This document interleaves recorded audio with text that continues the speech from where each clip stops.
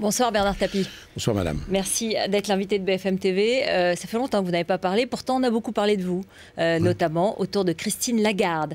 Vous êtes sorti quand même de votre silence parce que vous avez soutenu Dominique Strauss-Kahn lorsqu'il a été arrêté. Vous avez dit que vous étiez un peu choqué, ému, on va en reparler dans un instant. Mais je voudrais d'abord votre réaction aux déclarations de Luc Ferry, à l'ouverture d'une enquête préliminaire par le parquet de Paris ce soir. Luc Ferry, donc, qui a évoqué un ministre non identifié qui aurait eu des pratiques pédophiles à Marrakech il y a des années. Mais il était temps qu'il y ait une enquête qui soit ouverte. Parce que si on avait compté que sur la volonté de Luc Ferry d'empêcher des actes de cette nature, on aurait gagné du temps. Parce qu'entre-temps, entre le moment où il le sait et aujourd'hui, il y a peut-être eu 10, 20, 100 gosses qui ont été abusés. Donc ce monsieur qui en particulier prend les journalistes à témoin pour dire « vous savez tous de qui il s'agit », il n'y a rien de pire, parce qu'on voyait sur leur tête qu'ils ne savaient pas. Que lui, je ne sais pas s'il sait, mais en tout cas, ça fait partie de ces gens qui, par leur statut, reconnu anormalement ou normalement, font les dîners, font les cocktails et racontent. Pour faire le malin, d'abord pour faire celui qui sait. Il a fait le malin, là. Ah ben là, mais c'est pire que ça. Parce que vous savez que ne pas dénoncer un crime, évidemment, c'est délictueux. Mais ne pas dénoncer un crime qui vise les enfants, c'est beaucoup plus grave, car ça entraîne l'obligation de le dénoncer, même quand vous êtes proche. Oui, mais enfin là, quand il dit que c'est un ministre qui lui a dit, qui est un Premier ministre qui lui a dit, c'est très très grave. Alors ça voudrait dire que toute la classe politique... Où il y croit. Enfin, je veux dire, c'est pas défendable de toute façon. Où il y croit un peu, et il doit le dénoncer. Où il y croit pas du tout, et il fait pas ce numéro-là en mettant un nom dans les cocktails, parce qu'il donnait le nom, et à la télévision, il a ouvert une espèce de boîte dans laquelle tout le monde commençait à citer 10, 20 noms. Vous aviez entendu parler de ça ? Jamais, vous avez jamais. été ministre, mais moi j'aurais entendu politiques. parler de ça. Pour tout vous dire, si le parquet n'avait pas ouvert aujourd'hui, Maître Temim avait instruction de ma part, grâce à l'association, il y a une association de défense des enfants, je lui avais demandé de déposer plainte. Au nom de l'association des enfants ? Oui. Donc, s'il n'y a pas eu d'ouverture... à ce point concerné ? Mais c'est pas concerné, c'est qu'on est dans une société de cinglés. Je veux dire qu'à un moment donné, il va bien falloir arrêter.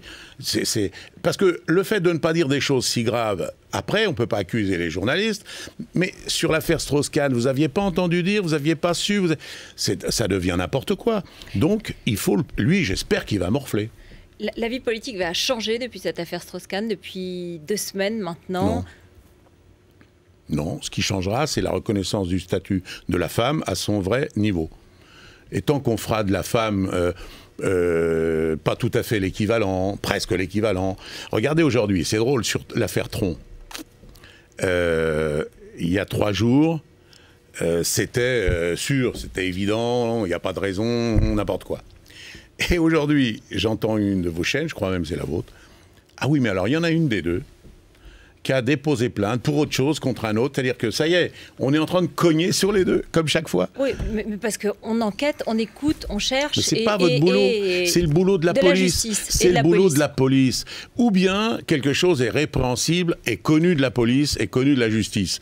Et on le commente, et on en fait des tonnes pour que ça ne se reproduise pas. Ou bien c'est pas saisi, et laissons faire la justice. C'est impossible de faire le droit avant que la justice se prononce. Est-ce que là, depuis quelques semaines, là, on a laissé entendre un peu que les femmes étaient maltraitées dans le milieu politique, beaucoup sont sorties du bois, quelques femmes politiques qui ont dit qu'elles pouvaient être harcelées. C'est pas les femmes. Les femmes politiques, en tout cas. Oui, mais d'une manière générale, dans toutes les sociétés, les êtres plus faibles, appelons-les comme ça, ou en tout cas désignés comme ça, vous prenez un jeune homosexuel qui est à l'armée, il est emmerdé comme une femme est emmerdée dans une chaîne de télévision. Non. Non ?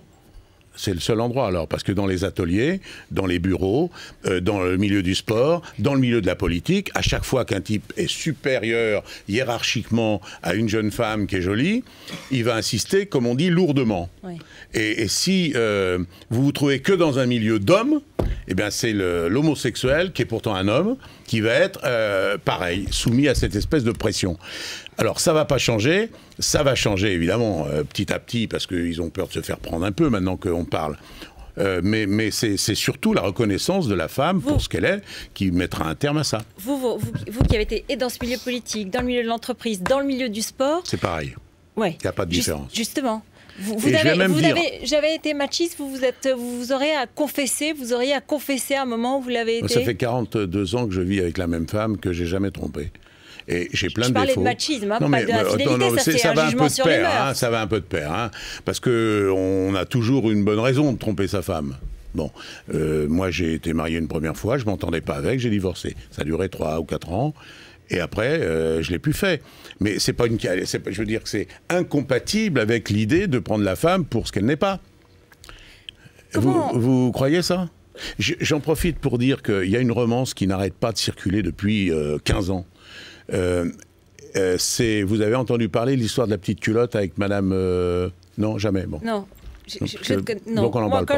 Quand j'entends pas parler de quelque chose, j'en parle pas, et quand j'ai pas enquêté, j'en parle pas. Parce que c'est pareil, c'est des attitudes comme ça qui montrent que on n'a pas les mêmes égards avec les femmes qu'on en a avec les hommes. Mais des fois, certaines femmes, pour affaiblir un homme, prennent plaisir à le décrire sous un angle qui n'est pas le sien.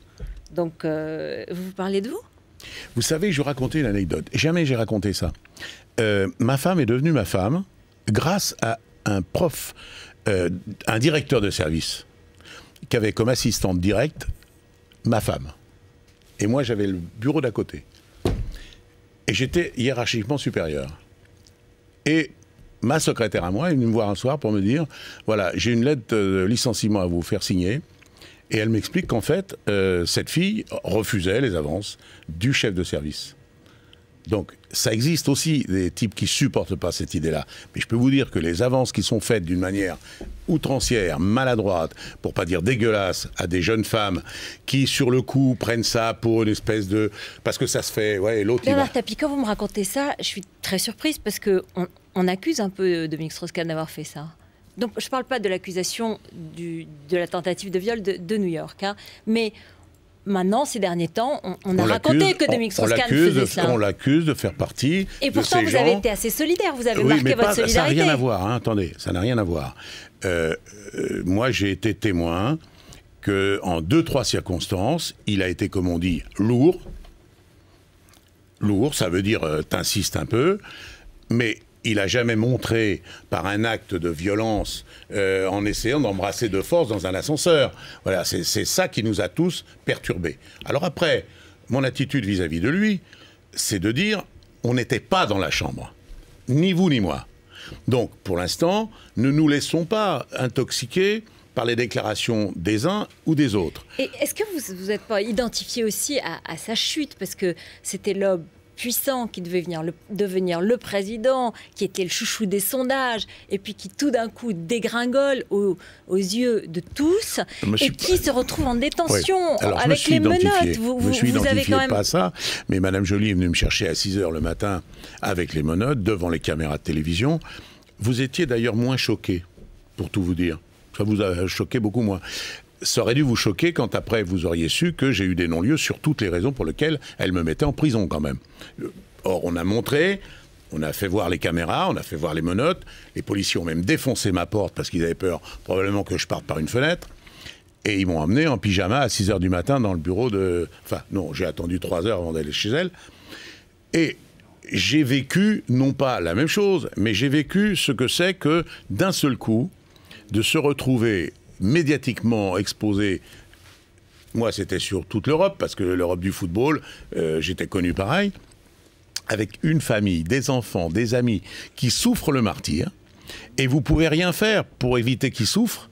Et je dois dire d'ailleurs que c'est ça qui pousse au suicide.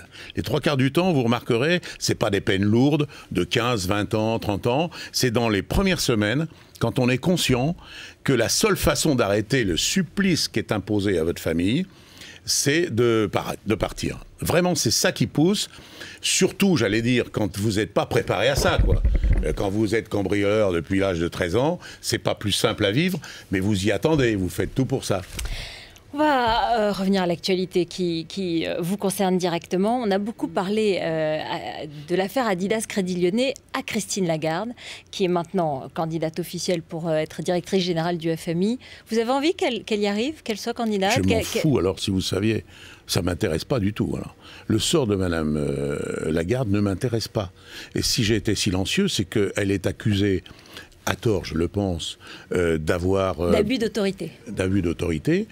Bon, si elle a fait un abus d'autorité, je pense que les magistrats qui sont chargés de le regarder le diront, mais ça ne me concerne pas. Moi, j'étais défendu par des liquidateurs qui, eux, ont fait leur boulot strictement, car un liquidateur, il est obligé de travailler qu'avec l'accord du juge-commissaire et du parquet de Paris. Donc, de notre point de vue, nous, le boulot, il a été fait comme il faisait. Alors, elle est accusée d'abus d'autorité en votre faveur, puisque...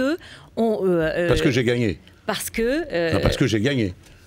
Elle a opté pour un jugement, un tribunal arbitral, ouais. Parce que certains spécialistes lui déconseillaient, elle a continué. Non, ça c'est faux.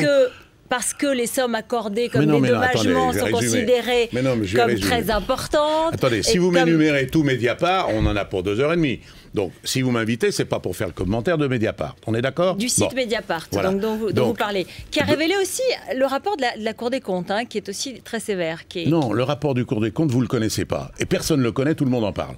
C'est en tout cas ce qu'ils disent. Oui, voilà. Donc, vous ne le connaissez pas, vous commentez ce que Mediapart dit d'un rapport.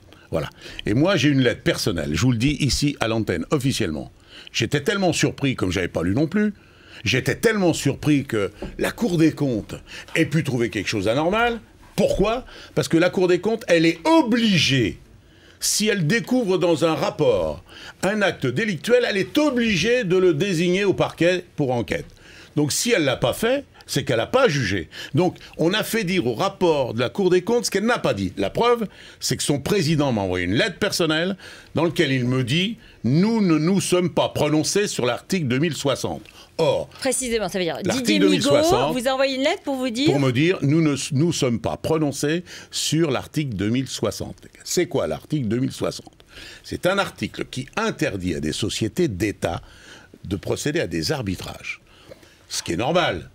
Mais ce n'est pas une société d'État, c'est une société qui appartient à l'État. Le consortium de réalisation des passifs du Crédit Lyonnais. Voilà, quel que soit l'actionnaire, mais tout le monde le sait, je veux dire, prenez un prof de droit de première élève, et il vous le dit, une société où elle est au registre de commerce, et elle est soumise aux mêmes droits et devoirs, c'est-à-dire qu'elle a le droit de faire des arbitrages, elle a le droit de faire des médiations, elle a le droit d'aller au tribunal. C'est d'autant plus son devoir que c'était son métier.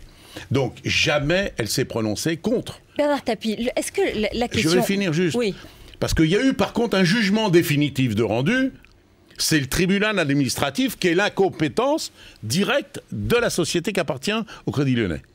Et lui, il a rendu une décision définitive. Là, c'est pas...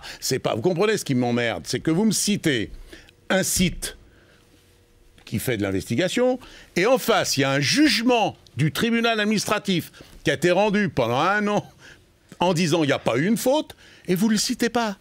Comment vous pouvez... Non mais Bernard Tapie, de toute façon, vous avez reçu l'argent, vous avez été indemnisé, et ce qui se passe aujourd'hui, c'est qu'il y a un certain nombre de protestations et des reproches sur les vices de forme, pas sur le résultat. Mais c'est pas vrai. Le tribunal administratif, il a jugé sur les mêmes griefs que ceux qui sont aujourd'hui racontés dans la presse.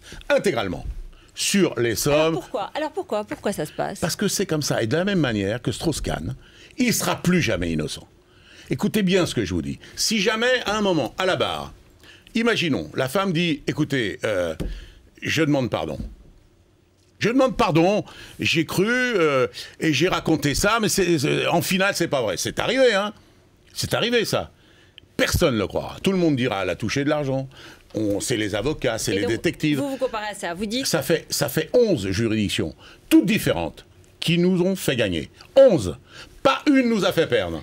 Et on n'a toujours pas gagné. Et je vais vous dire pourquoi. Parce que vous faites un métier, vous détestez avoir tort. Et quand, dès le départ, vous savez, ça me rappelle l'équipe avec Jacquet. Ils avaient estimé que c'était un con, que c'était pas un bon. Il a gagné la Coupe du Monde, ils ont quand même continué. C'est comme ça. On déteste avoir tort. Alors là... Vous êtes l'aimé Jacquet de la politique et des affaires. J'ai dit dans un canard, et je suis fier de ça, parce que c'est ça qui me fait le plus... Enfin, ce qui m'énerve le plus. Si j'avais coûté dans une affaire 3-4 milliards d'euros à l'État, mais que moi je sois ratatiné, on n'en ferait pas une ligne. Là, le fait que l'État ait gagné 1,5 milliard, et que moi j'ai osé en récupérer que 20%... 285 millions d'euros, dont 45 millions d'euros au titre de préjudice moral. On va en parler dans un instant, juste après le journal. Je vais vous demander... Je n'en parlerai pas. Non. Si, parce que... Je ne suis pas venu ici pour me justifier de l'arbitrage. Donc vous pensez ce que vous voulez, je vais vous faire une confidence, je m'en fous. Ok, Voilà. restez avec nous, on continue.